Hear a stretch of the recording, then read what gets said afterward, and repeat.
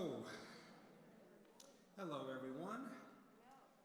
I open our gathering this evening by acknowledging that Puget Sound is located on the traditional homelands of the Puyallup tribe. The Puyallup people have lived on and stewarded these lands since the beginning of time and continue to do so today. We recognize that this land acknowledgement is one small step toward true allyship, and we commit to uplifting the voices, experiences, and histories of the indigenous people of this land and beyond. Good evening, everyone. My name is Isaiah Crawford, and I have the privilege of serving as the president of the University of Puget Sound and welcoming you to the Susan Resnick Pierce Lecture in Public Affairs and the Arts, named in the honor of Puget Sound's 12th president. This lecture series is devoted to stimulating a broad range of intellectually challenging ideas on our campus and in conversation with leading public figures whose work has influenced, moved, inspired, or changed us and the world in which we live. Our speaker tonight is indeed an influencer and an inspiration as well as an agent of change. Viet Thanh Nguyen is a multiple award-winning novelist, commentator on current events, and a teacher. I'd like to thank Professors Monica DeHart from the Department of Sociology and Anthropology and Preeti Joshi from the Department of English for their inspired nomination of Dr. Nguyen for tonight's lecture and for the Dolliver seminar tomorrow, both of which were delayed due to the onset of the COVID-19 pandemic. And it's true, the best things truly are worth waiting for. Viet Thanh Nguyen was born in Vietnam and came to the United States as a child in 1975. His family initially settled in Pennsylvania before moving to San Jose, California, where they opened one of the first Vietnamese grocery stores in the city. He enrolled at University of California, Berkeley, and graduated with degrees in English and ethnic studies. After earning his PhD in English, he accepted a teaching position at the University of Southern California, where he is currently the Harold Arnold Chair of English and a professor of English, American Studies and Ethnicity, and Comparative Literature. Among his many accomplishments, Dr. Nguyen is a fellow of the Guggenheim and MacArthur Foundations. As you may know, his novel, The Sympathizer, won the Pulitzer Prize for Fiction in 2016, along with many other honors. Attesting to the broad scope of Dr. Nguyen's work, the range of accolades for The Sympathizer includes, among others, the Dayton Literary Peace Prize, the Edgar Award for Best First Novel from the Mystery Writers of America, the Andrew Carnegie Medal for Excellence in Fiction from the American Library Association, and the Asian Pacific American Literature Award from the Asian Pacific American Librarian Association. His additional works include Nothing Ever Dies, Vietnam and the Memory of War and Race and Resistance, Literature and Politics in Asian America, the best-selling short story collection, The Refugees, and his 2020 novel and sequel to The Sympathizer, The Committed. The title of his presentation tonight is Refugees, Language, and the Meaning of America. Following the lecture, we will have a brief question and answer period, followed by a reception and book signing in Wyatt Hall. Ladies and gentlemen, now please join me in welcoming to Puget Sound, Viet Thanh Nguyen.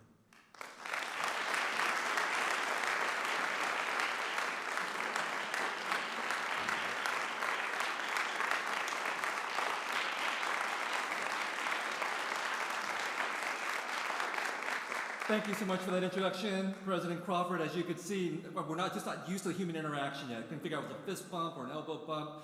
Good evening, University of Puget Sound. Wow. I don't know about you, but I am so thrilled to be here in the presence of human beings in a real life audience, and I'm going to do something that I have not really had the chance to do for about 18 months, which is to take your picture.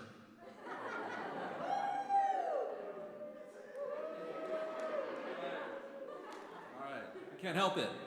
I'm Asian. Yeah, I had lunch with an audience and with a group of people today, and of course the young Asian American man at the table took a photo of his food, doing what it is that we're supposed to do. So, yeah, okay, Chris. So it's really great to be back here in front of a live audience. I've just recently started to go back on the road. I think this is my 12th or 13th night on the road, and I started off my trip in France. And being in France is always a humbling reminder of the fact that I am monolingual. So I don't know about you. I'm assuming a good portion of the audience is monolingual. Maybe a majority of the audience is monolingual. And again, I don't know what your excuse is for being monolingual besides being American. But my excuse is that I am a refugee who came here to this country when he was 4 years old. So when I came to the United States, I was fluent in Vietnamese at a 4-year-old level. And lo and behold, all these decades later, I'm still fluent in Vietnamese at a 4-year-old level.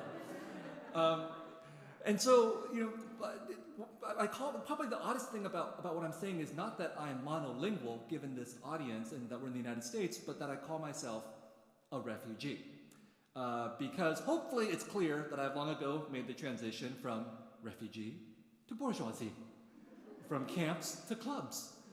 But the reason I call myself a refugee is because my earliest memories begin in a refugee camp. And what happened to me and to 130,000 other Vietnamese refugees from South Vietnam is that we were on the losing side, and in 1975 we fled to come to the United States. And we ended up in one of 4 refugee camps. Mine happened to be Fort Indiantown Gap in Pennsylvania. And I have to admit, for most of my life, I never thought twice about the name of Fort Indiantown Gap. And it's really actually only very recently that I did a little bit of research into why this military fort, which is still an American military base, is called Fort Indiantown Gap. And of course it's because the white settlers of this part of Pennsylvania decided they needed to build a fort to defend themselves against the local Native American peoples, or to wage war against them, the Susquehannock, who are later also called the Conestoga. And there's a little bit of interesting historical connection to Vietnam in this case, because when American soldiers went to Vietnam and they built their fire bases out in the Vietnamese countryside, do you know what they called the land outside of their fire base? Indian country. So in the American imagination in Vietnam, we, the Vietnamese people, were the Indians. And then we come to the United States and we are in a military base designed to fight Indians. So this is a very interesting way to begin one's Americanization process as a refugee, to be immediately inserted into one of the foundational myths of this country, which is the myth of the Indians and what they mean in the settler or American imagination. So anyway, at 4 years of age, I was not thinking about these kinds of issues. I was only 4, and instead what I was thinking about was the fact that I was being separated from my parents. So what happened to these refugees who arrived in the United States in 1975 is that in order to leave the refugee camps, you had to have an American willing to sponsor you. And in my family's case, nobody was willing to sponsor all 4 of us. So one sponsor took my parents, one sponsor took my 10-year-old brother, and one sponsor took 4-year-old me. And these are where my memories begin, howling and screaming as I'm being taken away from my parents. Now, I was being taken away, and my brother too, for a very good reason, which was to give my parents the time to take care of themselves and get on their feet and to take care of us. But of course, when you're 4 years old, you don't understand that that is what is taking place. And so I tried to put this experience behind me. It was very painful, but I was never really successful at doing that. It stayed with me like an invisible brand stamped between my shoulder blades, but I was able to try to suppress it for a while. And then I became a father, and my son, a few years ago, turned 4 years of age. And that was my opportunity to start reflecting on what that experience must have been like for me. And because I'm a very self-centered person, I finally started to think about what that experience meant for my parents to have their children taken away from them, because literally it never crossed my mind what that meant to my parents. But looking at my 4-year-old son, I could not imagine any circumstances under which I would allow him to be taken away from me. And this was happening around the time of the so-called Muslim ban. And what was also happening at this time was that we as a country were detaining people coming from south of the border in detention camps at our border and separating families, parents from children, getting children lost in the system, still trying to reunite some of these families many years later. And the separation of these children from their parents was not being done under humane or benevolent circumstances. It was being done through punishment and through our immigration policies. And so I know that for these children and their families, this traumatic experience will never be forgotten. So I bring this up because this talk tonight is about language and the meaning of this country, what we mean when we say the word America or United States of America, but also what we mean when we say refugee or immigrant, and why I insist on calling myself a refugee, and why when I look at what's been happening at our southern border, which is still happening today, I think about how, in an uncharitable sense, we would call these people, some of these migrants, illegal aliens. And if we were more charitable, undocumented migrants. But I look at them and I think many of them I would also call them refugees. So why do we choose certain words to call people certain kinds of things? What is the meaning behind this idea of the refugee or the immigrant or the illegal alien? So anyway, back to me. In that refugee camp, or immediately afterwards, I was reunited with my parents, and I was comparatively lucky. I got to go home after a few months. My brother, who was 7 years older, didn't get to come home for 2 years. And this, he likes to tell me, is how we know Mom and Dad love you more. Don't feel too bad for him. 7 years after coming to this country with no English, he graduates at the head of his class from high school, then goes to Harvard University, and because I went to my last choice college, decides to rub it in and goes to Stanford Medical School, which apparently is what you're supposed to do when you're Asian. So it apparently wasn't all bad to be a refugee. That's true for me too. I think being a refugee left me with the requisite emotional damage necessary to become a writer. And being the Asian father that I am, I've done my best to pass that emotional damage on to my son. So he is 8 years old now, and like many little boys, he loves Legos. He's always asking for Legos. And you know, you shouldn't give your children everything they want. You should tell them no sometimes. So sometimes I do say to him, no, you can't have these Legos. And I ask him, do you know why you're not going to get these Legos? And he'll think about it for a moment, and he'll say, because you're a refugee? And I say, absolutely right. Because I want him to feel, besides resentment of his parents, I want him to feel empathy for refugees. I want him to be aware that both of his parents and all 4 of his grandparents are refugees. I want him to be aware of that distinction between being a refugee and an immigrant, because I think it's a very crucial distinction. Now, the United Nations High Commission on Refugees says that there are 79.5 million displaced people in the world, of whom 26 million are officially classified as refugees. And besides those 2 populations, there are also stateless people and asylum seekers. So the question of what we call people is actually really important in this legal and political sense. But when we talk specifically about refugees, I think one of the things that has become very clear to me is that the term refugee, besides having certain kinds of legal and political privileges, if you can call them that, the term refugee is also a very stigmatizing term. I mean, think about it. I mean, one of the quickest ways to kill a cocktail party conversation is to say, "Hi, I'm a refugee." Because most people who are not refugees have no idea what to say to me after that. But if you say, "Hi, I'm an immigrant," then people will say, "Hey," hopefully they will say, "Hey, welcome to our country. Tell us about your heartwarming immigrant experience." And this stigmatization of the refugee was driven home to me a few years ago when I went to give a talk in Boise, Idaho, at a high school with a program for refugee students. And so I thought I'd start off with an easy question. How many of you are refugees? Almost none of these students raised their hands. And then I asked, how many of you are immigrants? And then they started to raise their hands. So these high school students who had been in this country a few months to a few years had already internalized and understood that it was better to call themselves immigrants versus refugees. And I think I understand why.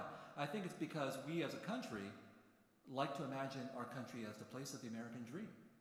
And that dream is incompatible with being a refugee. We, Americans in general, have a hard time imagining that this could be a country that produces refugees, that Americans could be refugees. I'll give you another example. Some of my fellow Vietnamese refugees who arrived in 1975 migrated to Louisiana. And then 30 years later, Hurricane Katrina happened. Tens of thousands of people are displaced. Some in the American media call these displaced people refugees. And President George H.W. Bush said, it is un-American to call these people refugees. And a lot of them were African Americans. And for perhaps the only time in history, Jesse Jackson agreed with George Bush and said it is racist to call African Americans refugees. And I thought, great. We refugees have succeeded in bringing America together in hating us. So this is one of the reasons why I call myself a refugee and why I think it's so crucial for those of us who are refugees or have been refugees to proclaim that refugee identity, to claim that and to stand up in solidarity with other Vietnamese, with other refugees. And this is why when I wrote my short story collection, The Refugees, the dedication of that book is to all refugees everywhere. When I wrote The Refugees, it was my attempt at representing the or underrepresented Vietnamese people, because I felt that for many people, the image of Vietnamese people was really dehumanized. Because most people who are not Vietnamese are familiar with Vietnam or the Vietnamese people through the Vietnam War and the terrible images that we have encountered in Vietnam War movies and news photography and the like. The idea that Vietnam is a war and not a country. But eventually, that desire for representation, that drives a lot of us as writers, but eventually I felt that desire for representation was really limited. And that impulse that I had for wanting to humanize these dehumanized Vietnamese people was wrong. And I think some of you might be wondering, what's wrong with being human or being humanized? And I'm going to get to that by the end of the talk. But what I wanted to do when I wrote The Refugees over 20 years was to embrace refugee experiences. I wanted to embrace the unwanted. I wanted to extend a sense of kinship from myself and people like me to people not like me, from myself to others. I really believe, I still believe, that it's possible to take those who are the far and the feared and to bring them closer, to be the near and the dear. I believe that if it's possible to hate those people you've never met, then it must be possible to love those people you've never met. Sad to say, not all of my fellow refugees feel the same way. So some of my fellow Vietnamese refugees have gone down the tried and true American path, trod by refugees and immigrants before them, of wanting to close the door behind them after they've come into this country. So some of my fellow Vietnamese refugees say, we were the good refugees. These new people coming from south of the border, brown people, Muslims, and so on, are the bad refugees. Well, I grew up in a Vietnamese refugee community in San Jose, California in the 1970s and 1980s. Let me tell you something. There were a lot of bad Vietnamese refugees. We did it all. Cash under the table economies, welfare fraud, insurance scams, domestic violence, alcoholism. We were so bad, we invented a crime that the San Jose Police Department had to come up with a whole new term for, the home invasion, where young Vietnamese gangsters would invade the homes of other Vietnamese people. So we weren't the good refugees, we were just the lucky refugees, because in 1975, the majority of Americans actually did not want to accept refugees from Southeast Asia. It was only because of an act of Congress and the president that we were allowed in. So we weren't the good refugees, we were the lucky ones.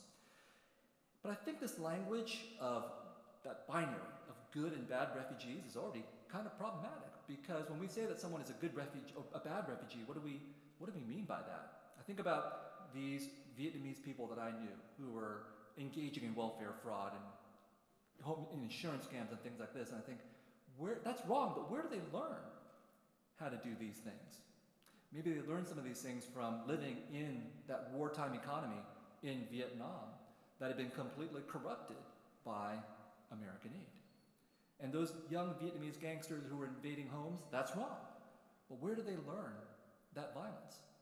Maybe some of them learned that from their fathers, their brothers, their uncles who had served in the military, been traumatized by what they had done or what they had seen, and come back and brought that violence into their homes. And those Vietnamese refugees who were the good ones, people like my brother and me, and the ones who became doctors and lawyers and engineers and nurses and pharmacists and all that good stuff, they're doing good for themselves and their families, but are they doing good for anybody else?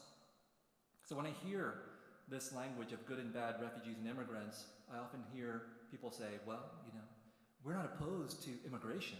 We just want the good immigrants or the good refugees.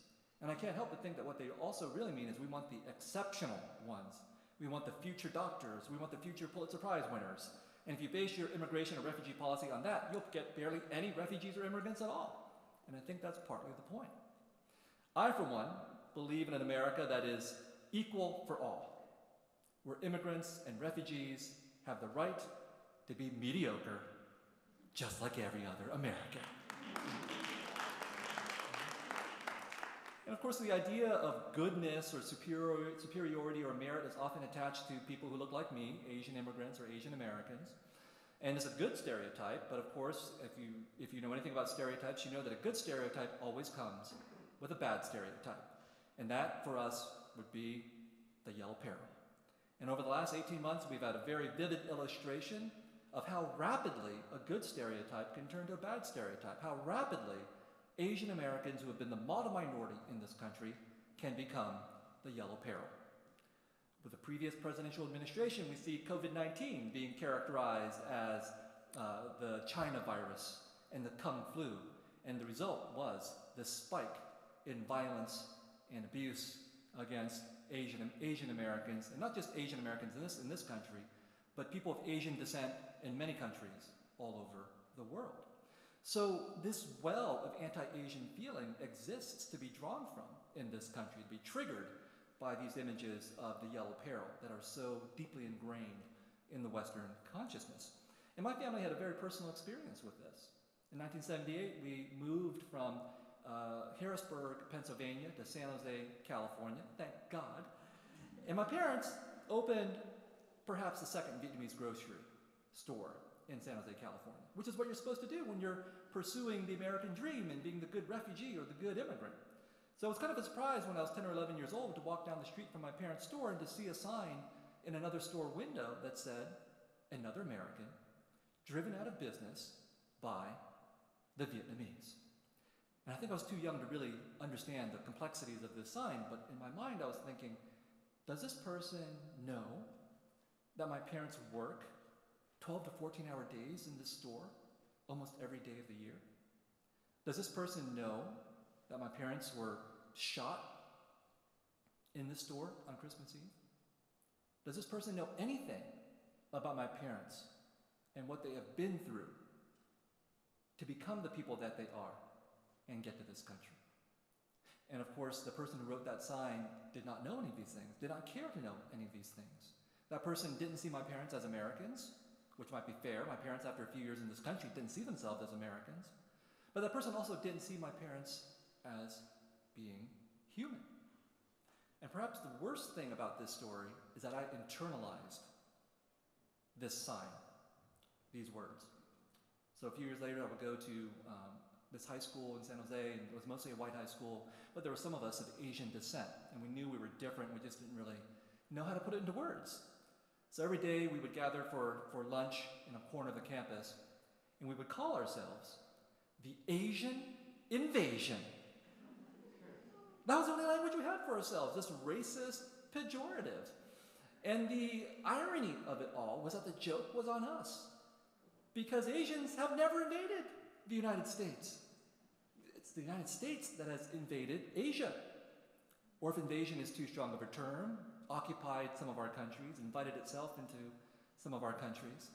I'm thinking here of the Philippines, Laos, Cambodia, Vietnam, Korea. And if we talk not just about Asia, but about the Pacific, I'm thinking about Hawaii, Guam, Samoa, the Marshall Islands. And if we think about the Middle East as being a part of Asia, which it is, West Asia, and if we think of West Asia as being the original Orient in the French and British imagination, what the United States has done in West Asia or the Middle East is an extension of what it's done historically in East and Southeast Asia and the Pacific. So when I think about anti-Asian violence, I don't think only about what happens domestically in this country. I think about the fact that American wars in Asia have been some of the greatest anti-Asian acts of violence in history. And so when I call myself a refugee, instead of calling myself an immigrant, what I'm gesturing to is this history of how wars, American wars, have produced me and people like me. War as a source of migration, war as a source of refugees. We didn't just come here. We were driven here and used as an alibi, with our gratitude at being rescued, masking how we wouldn't need to be rescued if we hadn't been bombed in the first place. And Afghanistan is only the most recent example of this exact problem.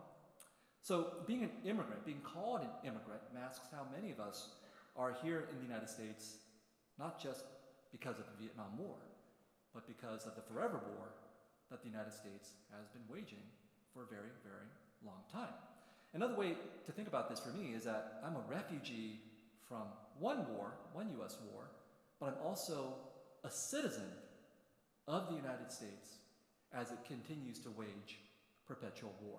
And that's a very painful contradiction for me. And this was brought home to me, again, at a very early age, when I watched a movie called Apocalypse Now. And I watched this movie on something called a VCR.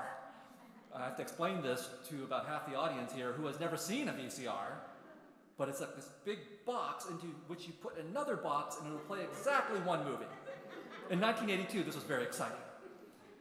So after I watched Star Wars Episode 4 a dozen times, still the best episode of Star Wars, and after I watched the Bruce Lee movies, I watched Apocalypse Now.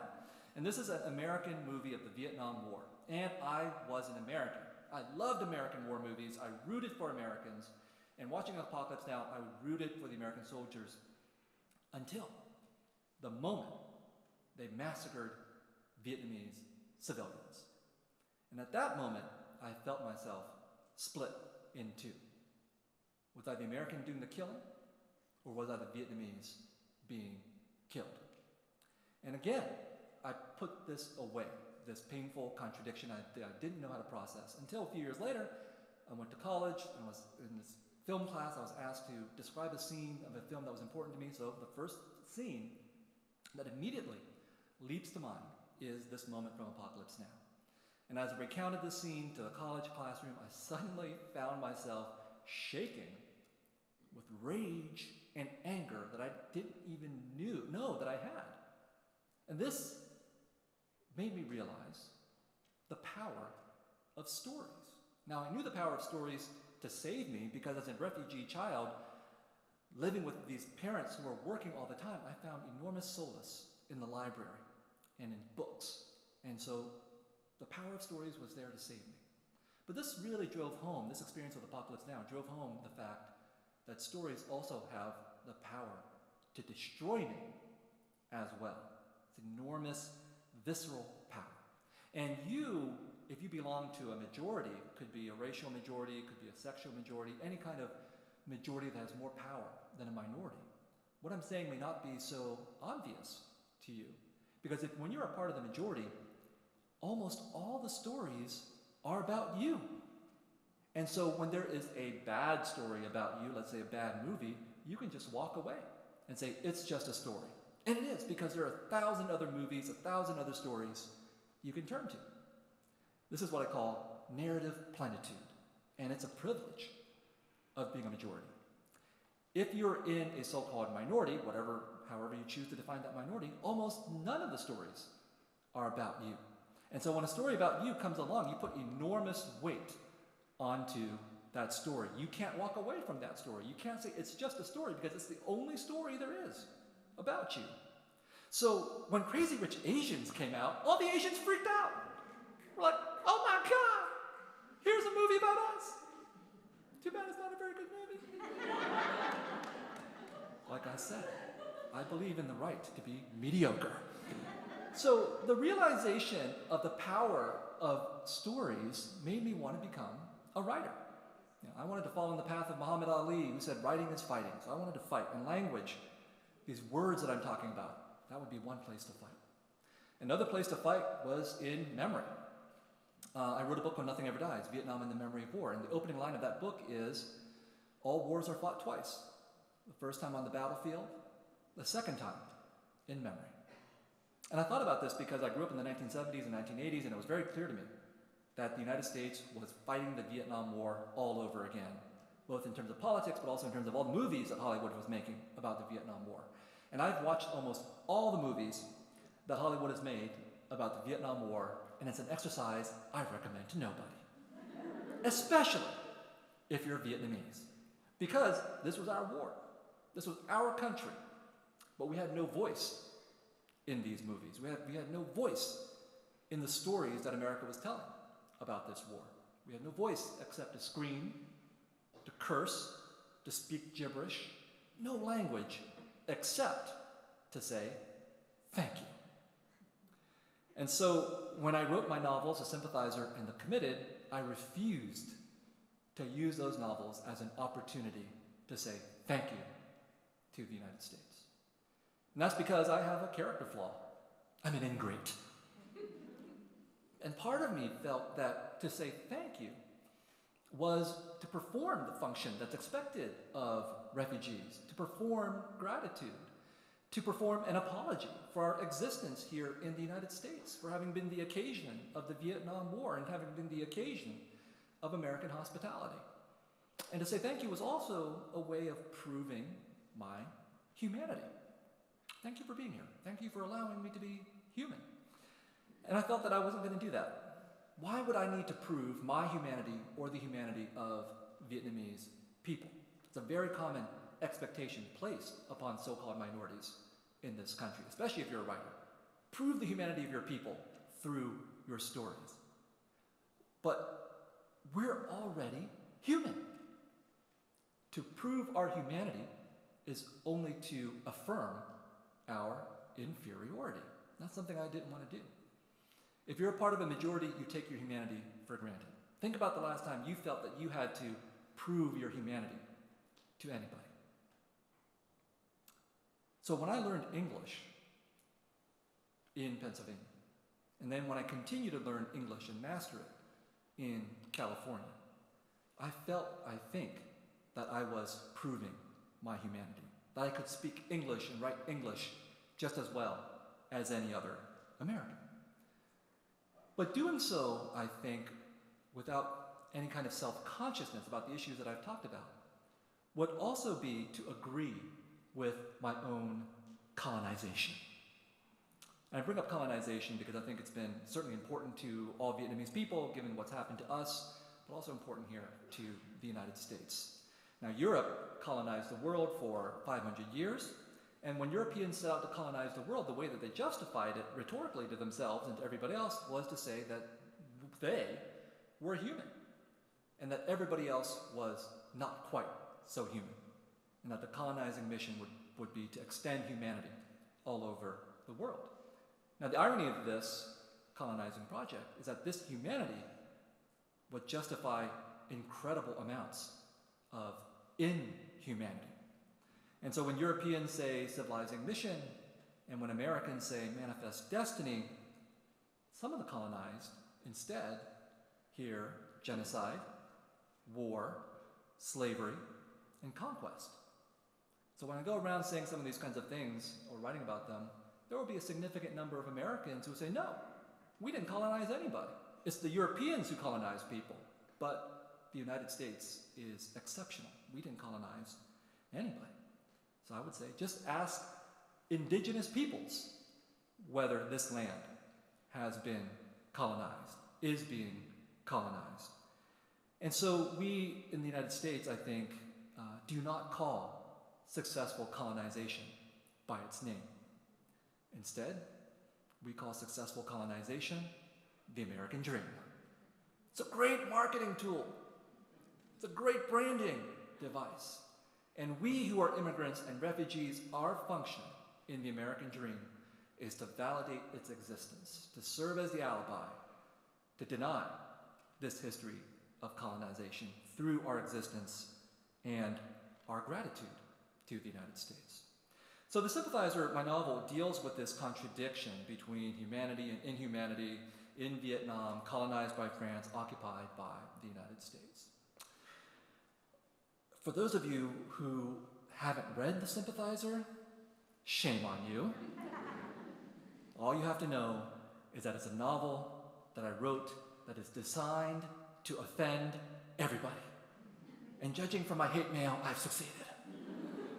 So it's very clear, I think, why some Americans would hate this novel based on what I've said. But why would Vietnamese people hate this novel and, through extension, me? And, I get hate mail or hate messages from anti-communist Vietnamese who think I'm a communist. Ironically, in Vietnam, The Sympathizer is not allowed to be translated into Vietnamese because the Vietnamese government thinks I'm too anti-communist. And even though anti-communist Vietnamese and communist Vietnamese hate each other, they found common ground on this subject. And I think the reason why they found common ground on this subject is because both sides want to believe only in their own humanity. And in these novels that I write, I make it a very deliberate point to show not just the good parts about being Vietnamese, but also some of the terrible things that the Vietnamese people have done on all sides. And so for Vietnamese people to want to believe in their own humanity is, I think, a mistake with some serious consequences. And that's because we're human and inhuman at the same time. And watching a movie like Apocalypse Now really brought that home for me. Because Apocalypse Now is about American soldiers who do terrible things. And it's a movie watched all over the world. But I don't think anybody walks away from Apocalypse Now and thinks, wow, all Americans commit atrocities. People walk away thinking, well, Americans are a very complex people, and this is a portrait of what human beings can do when they're at their worst. And because Apocalypse Now is a really good movie, it keeps our attention, and it puts the American experience again at center stage. So by claiming both humanity and inhumanity, Americans, ironically, continue to put themselves at the center of the story of the Vietnam War. They use humanity, or we use humanity, as justification for colonization, and then we use inhumanity to express our regret at having colonized other peoples. So for those of us who have been colonized or racialized or minoritized or in any other way rendered marginalized, there's no need to prove our humanity. If we were only human, we would concede to marginalizing ourselves. We would walk into a trap of our own making. Because we would only be the angels and the victims of our own stories. And I don't know how many of you like to read or to watch movies about angels and victims. It's generally pretty uninteresting, right? Most of us like to watch movies or read stories about complicated people who are both human and inhuman at the same time. So for me to claim full humanity is to acknowledge inhumanity, my own inhumanity, the inhumanity of Vietnamese people. This is how we put ourselves at the center of our own stories. So after I wrote The Sympathizer, I wrote a sequel called The Committed, and I had to ask myself, who else is there left to offend? And the answer, obviously, was the French. The French colonized Vietnam before the United States came in and took over the colonial mission from the French. But The Committed opens right before coming to France, and The Committed opens on the open seas in 1980 with Vietnamese refugees fleeing on a boat, oceanic refugees. They weren't called oceanic refugees at the time, though. You know what they were called? Boat people, right? And boat people is a very powerful term because there were hundreds of thousands of Vietnamese people fleeing by boat, and the term boat people and all the images that some of you are familiar with motivated countries all over the world to accept Vietnamese oceanic refugees. Now, the irony is that the French, who are very reluctant to accept any kind of English words into their language, the French call boat people les boat people. I find this deeply problematic. When I think about boat people, so-called boat people, I think the images that come to my mind and to many of our minds is that these are a bunch of really desperate and pathetic people. And of course they're desperate and pathetic. You'd be desperate and pathetic if you were on a tiny fishing boat on the open seas. But you know what else they were? They were heroic. Because unknown numbers died. We don't know. We can't count them. But at least tens of thousands, maybe hundreds of thousands of Vietnamese refugees died on the open seas. And a lot of them who took to the open seas knew their odds were bad. We would call these people heroic if they were white. But we call them boat people instead. Now, Christopher Columbus and the Pilgrims, they were boat people. All right? Think about it. They're on the sea for months and months in these tiny boats. They arrive on these shores. They're lucky that the native peoples don't have cameras to take pictures of them when they get off these boats, because they haven't bathed for months. They haven't showered. They haven't shaved. They're lice-ridden. They're unkempt. They look really nasty. But Native American peoples don't have the power, didn't have the power to capture those images and to tell those stories. So instead, we remember Christopher Columbus and the Pilgrims as heroes cast in oil paintings. Well, they were boat people. They were also migrants and colonizers. So when I go around saying these kinds of stories, and one of the common reactions that some Americans have is to say to me, love it or leave it. And I think for them, America is a word with one meaning. And that is very dangerous. It's a fundamentalism of meaning. And as a writer, I can't accept that words only have one meaning. For me, America, the country, and the word has many meanings, often contradictory. And my sense of that contradictoriness of America, or the United States of America, comes from my refugee experience and from language. I find myself inside and outside of English. I see words from the inside and the outside. And this is inseparable from seeing the country itself with the refugees yearning to be inside, and yet also with the refugees' sense of displacement, seeing the country from the outside as well, which allows me to see both the inhumanity and the humanity of this country. A country of both brutality and beauty, a country of both horror and hope. And this vision is disturbing to some people. But to me, seeing the United States in this way, from inside and outside, allows a truer understanding of this country, a truer understanding achieved not only through experience, but also through language. Thank you, University of Puget Sound.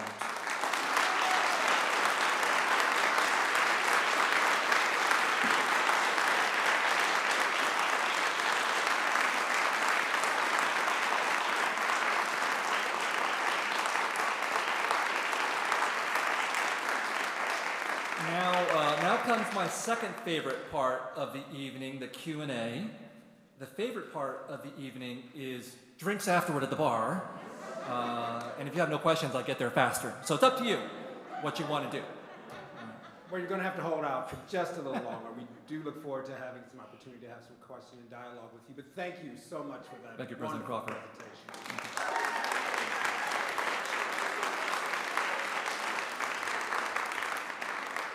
So, my colleagues, I now open the floor for questions.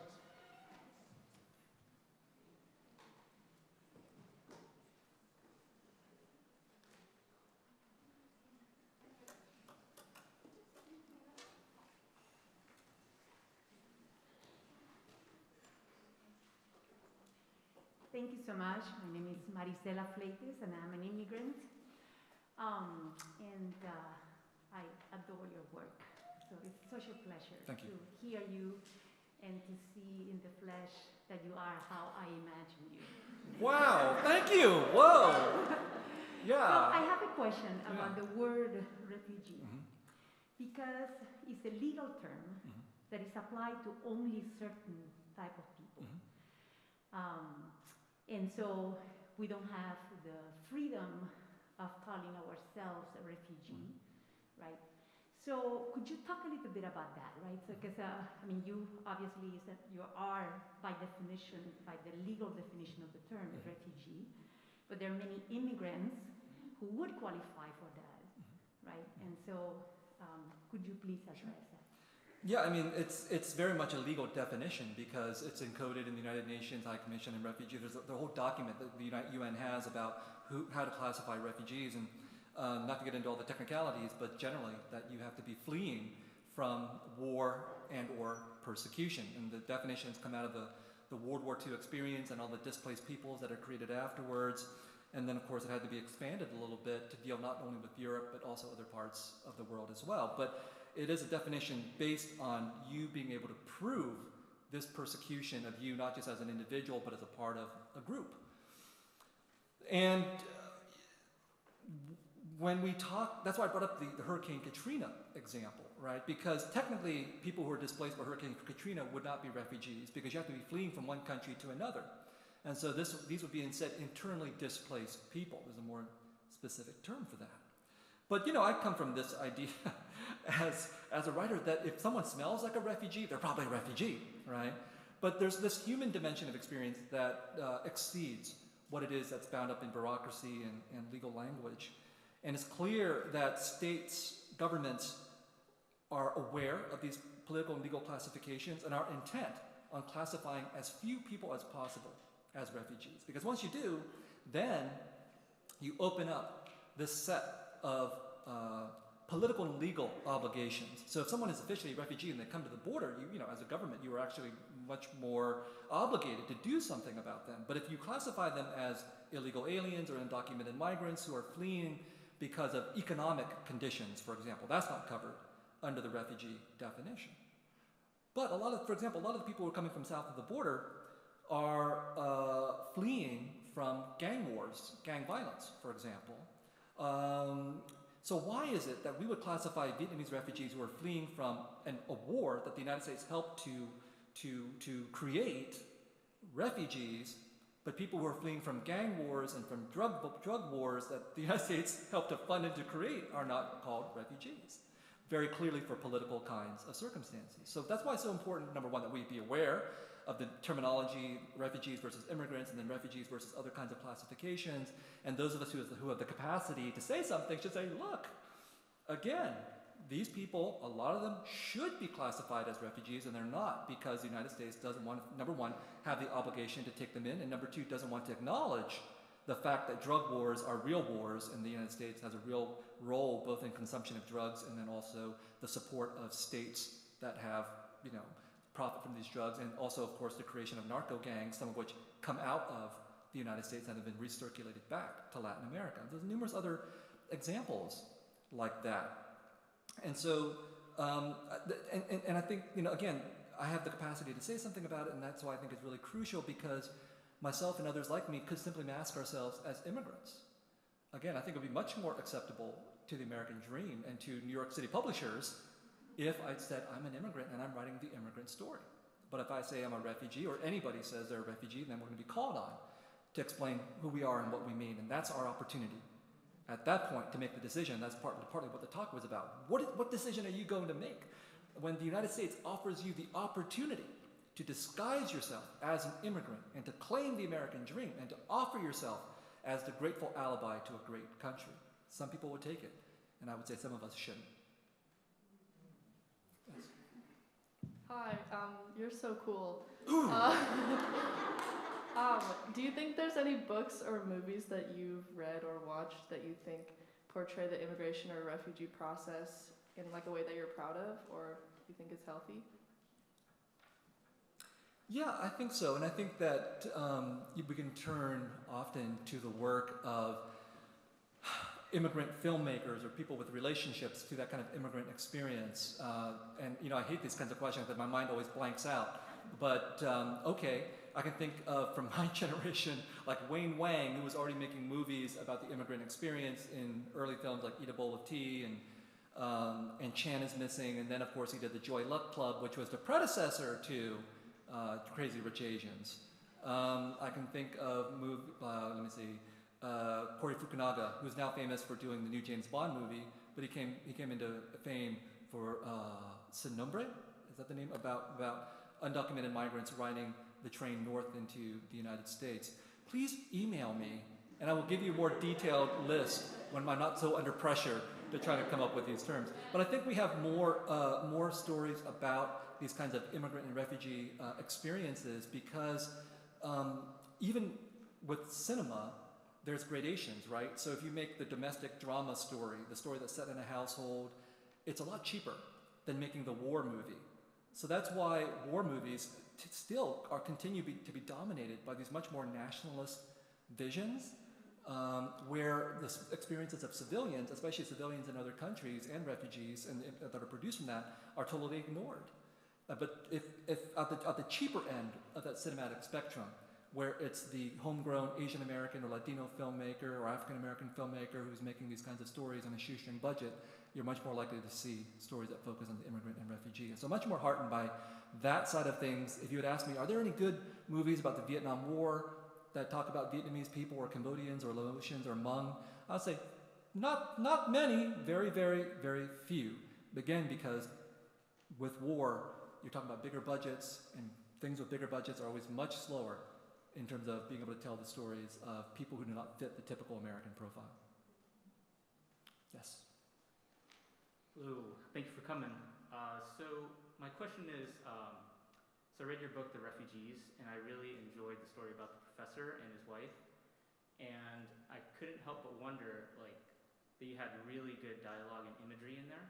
So I was wondering, when you're developing a book, how do you go about setting up, like, how you're gonna put out the parts, and how do you set up your dialogue with those different stories that you make? Great, thank you.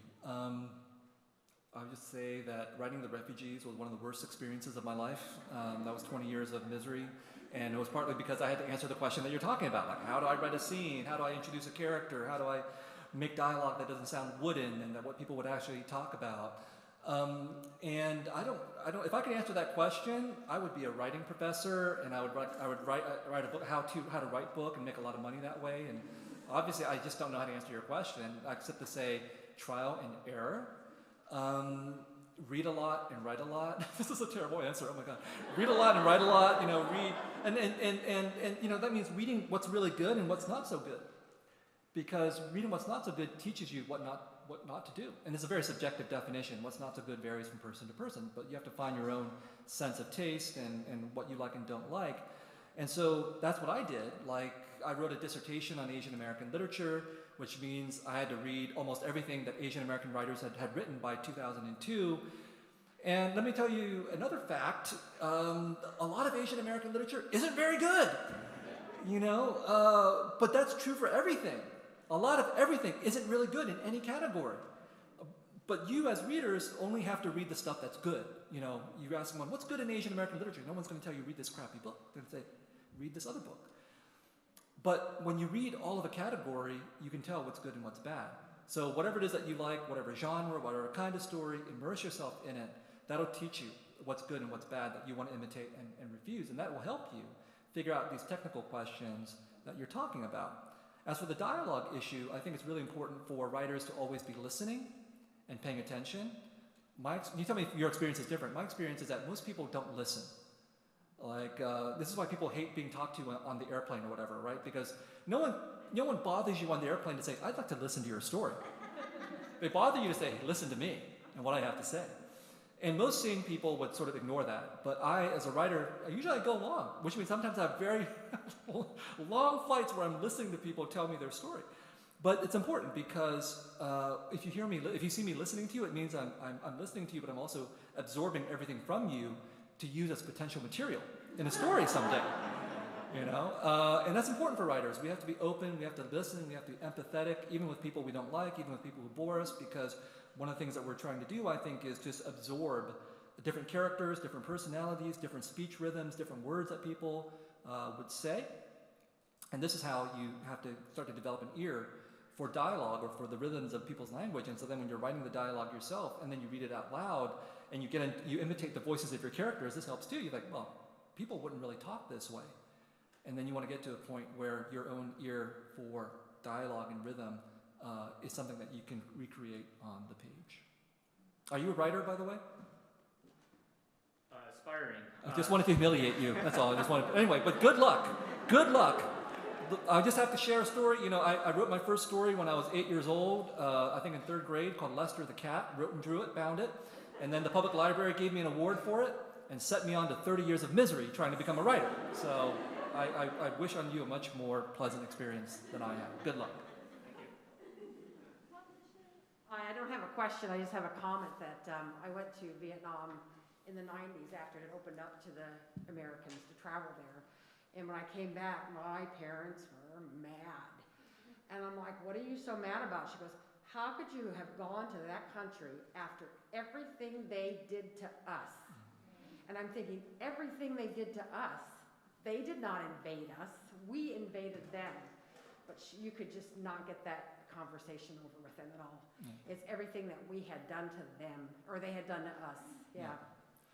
But I think it's a very common mentality. It's not, one of the things I hope we come away with from this talk is that, of course, Americans do that. Think about 9/11, for example. It was much easier for us to think of ourselves as victims of an assault versus, which we were, but also to contextualize that within a much larger and longer history of what we've done to other places.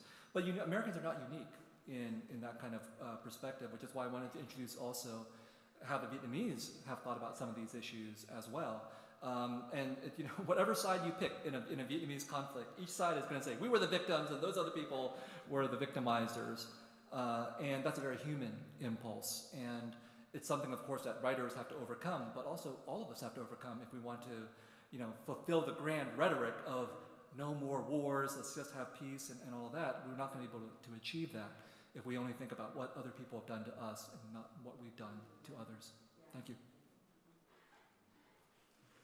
This is so tall. I'm Vietnamese, we're not that tall. Hi, my name's Naomi. I come from a family of refugees from Vietnam. So my dad has 10 siblings. He came to America, Bay Area as well. And so I kind of see him and his 10 siblings. That's 11 different ways to see Asian Americanness. So my question for you is kind of touching on your Asian American identity, whether that's like the hyphenated version or not. And like me as a first gen, especially coming to this college, I've kind of struggled and like seen my phases of like picking and choosing when I want to be more Asian or more American. So I want to ask you like how you've come to terms with your identity about Asian Americanness growing up and what influences you had for your upbringing, whether that's like food, culture, music, language. I think it's a great time to be Asian American because when you say all those kinds of things, like when I was growing up, we didn't have boba. We didn't have BTS. All right, now you guys got all that stuff. And what are you complaining about? It's almost cool to be Asian American at this point, right? You got Simu Lee. Simu Liu. You know, like my son who's 8 years old gets to have the possibility of watching Asian American superheroes, right, in these blockbuster movies. Never had that chance when I was growing up. So I think on the one hand, it's really awesome that now Asian Americans are 6% of the national population. We have, you know, increasing political clout, cultural clout.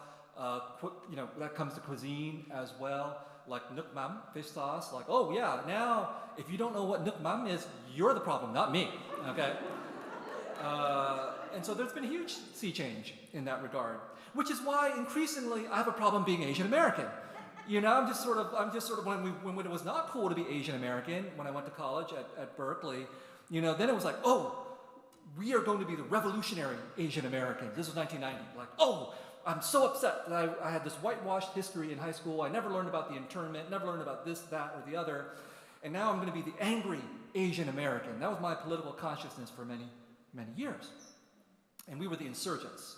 Now we're still a minority, a so-called minority, but you know, it's a little hard to complain when you have certain kinds of these kinds of cultural influences and significance things that I just mentioned.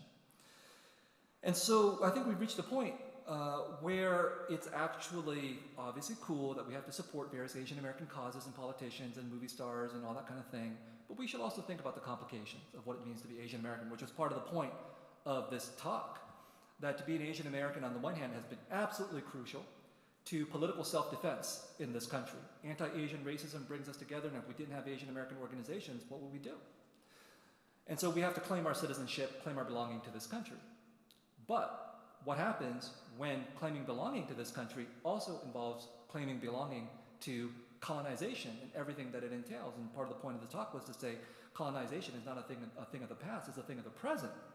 And I think Asian Americans have barely even begun to register these kinds of contradictions. And so more power to you, to being an Asian American. I think there's so much out there to give you support. And you know, like when I was growing up, like I didn't even read a book about or by Asian Americans until I was 18 or 19 and read the Joy Luck Club. Now there are literally books being published every week by Asian Americans and movies and all that kind of stuff.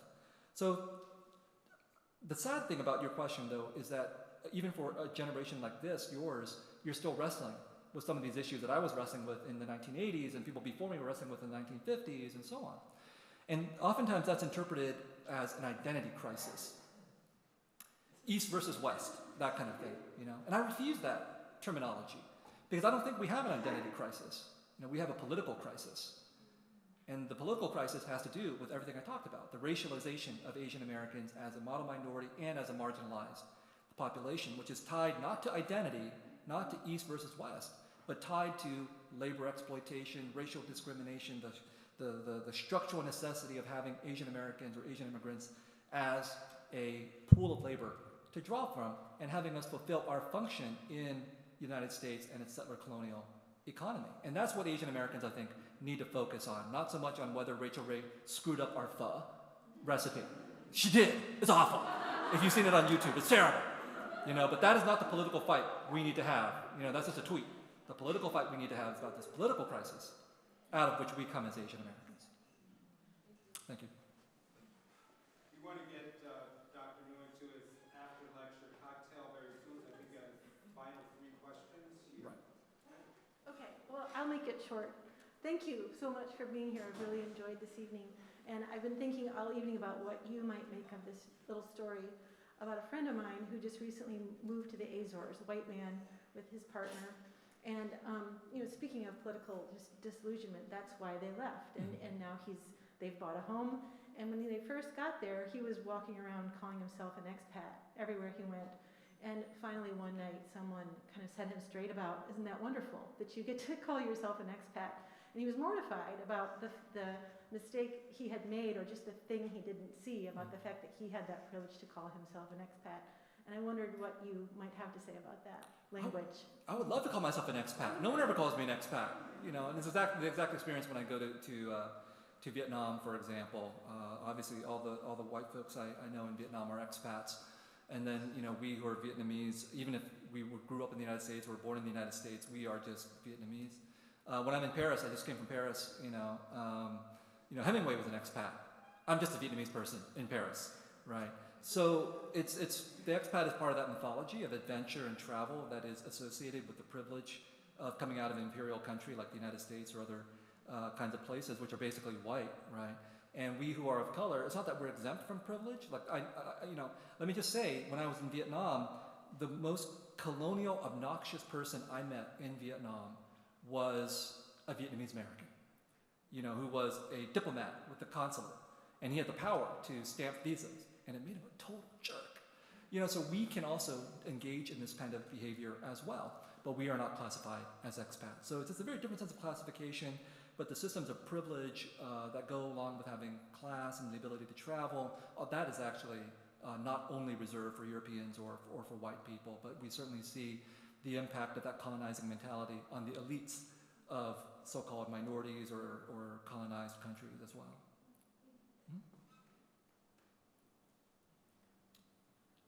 Hello. When I read The Sympathizer, I was struck by how dark and serious it was, but also how very, very funny, and how you balanced that so well. And I was curious how you balanced that when you write.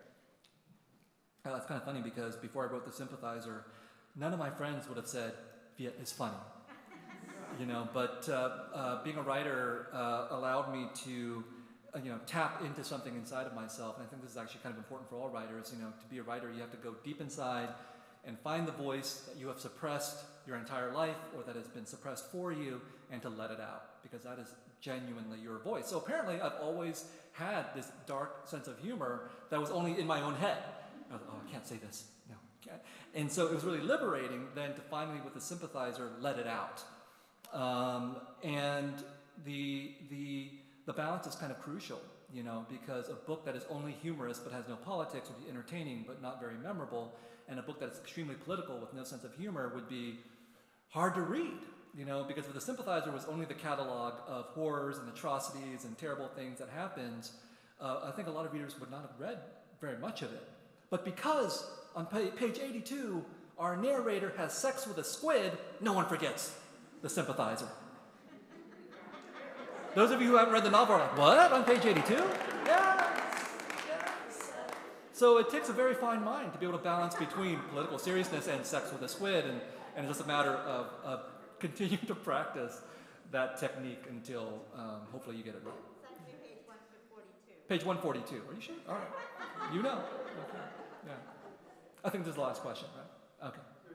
Young man over there to the right. Okay. Yeah, but I do have the final one. Okay. 1, 2. Hi.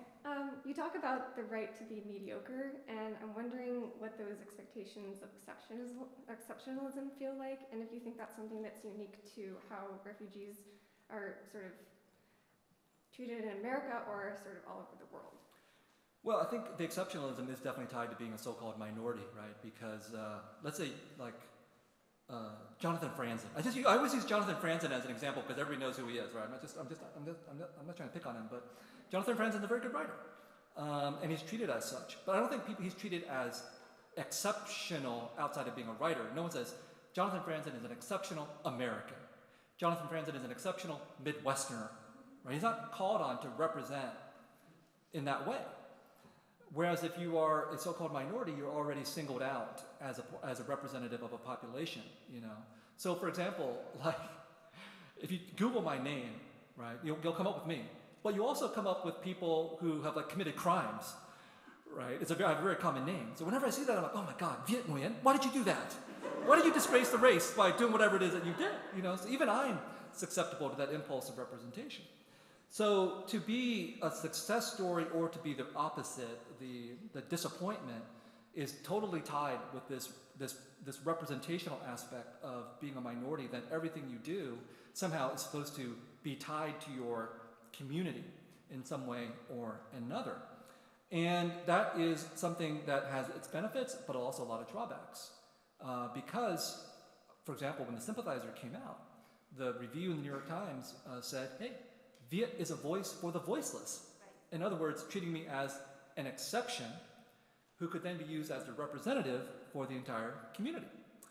And that is a very bad thing, because a lot of writers from so-called minority communities are treated as voices for the voiceless. Well, if you know anything about Vietnamese people, we're really, really loud. We're not voiceless. We're just silenced, as so many other so-called minority communities are in this country. So the voice for the voiceless is something that's trotted out, meant to be a compliment, but it's really not, because I think what the publishing industry or every other kind of industry that uses this terminology, what they really want is to have one person speak instead of hearing the entire community. But Jonathan Franzen, being a famous writer, doesn't take away, I think, from the possibilities of every other white male writer in this country. So I don't know how many white male writers would feel like, well, because Jonathan Franzen is success, there's no room for me on the stage. But I think a lot of Vietnamese American writers might have that kind of feeling, not through anything that I've done, but through this mechanism. And so that's why it's so important, I think, for those of us who've been marked as exceptional or voices for the voiceless and so on, to deny that label, to reject that, and to draw attention to the terms by which we're being treated in this way, and to say that it's not a compliment, but instead actually a means of suppressing other people's experiences and stories. Last question from this gentleman. If you had the power to influence international policy and the way that federal governments, especially the American federal government, classifies and treats migrants, what would you change and why? Couldn't you just ask me an easier question, like what I want for Christmas?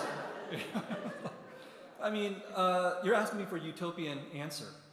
My utopian answer is, I don't believe that we should have borders.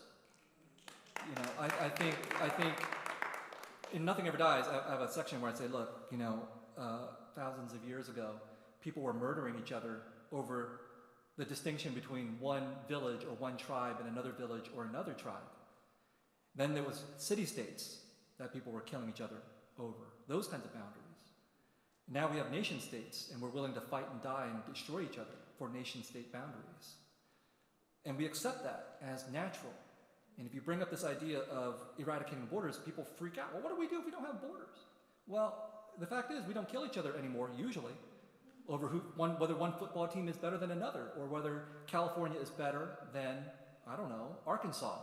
It is, but I'm not going to go to war over that, okay?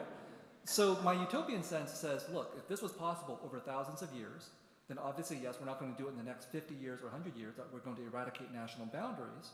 But that is something that we should aspire to, because we have proven that we can do this.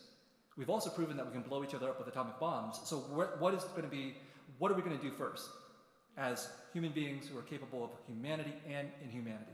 Will we achieve a borderless world first, or will we blow each other up first? That I don't have an answer to. On that incredible note, thank you, good night, University of Puget Sound.